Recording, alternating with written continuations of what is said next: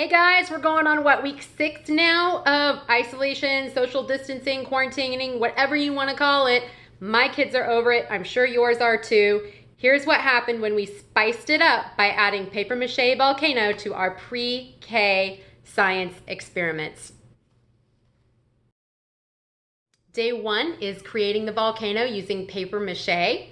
We used some wrapper that we got from a box, an Amazon box.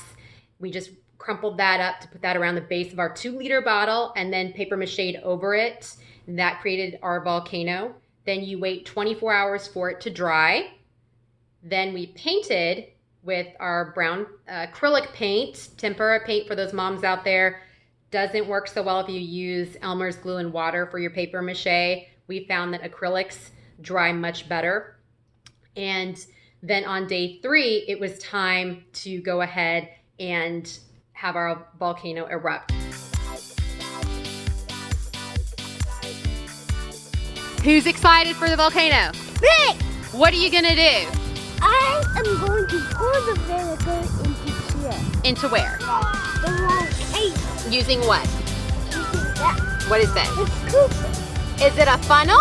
It's a funnel. All right, Mommy's gonna set the funnel right here on our awesome volcano.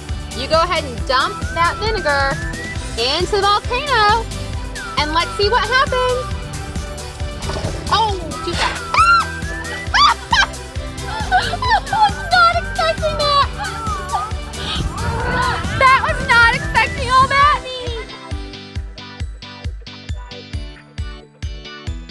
What's it taste? Does not taste good. Well, it didn't explode, but that's not bad.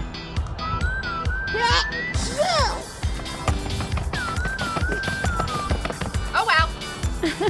Oh. I feel bad, y'all. That's not bad.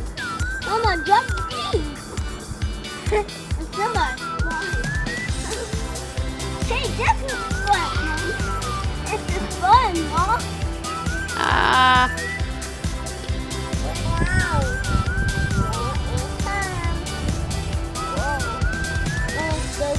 Of course, we can also have lots of fun to clean up. Fire, fire. Well, there you go. You saw what happened when you can buy cheap, ordinary household items in a 2-liter bottle covered with paper mache. A lot of fun for some little boys and any neighbor that happens to be walking by.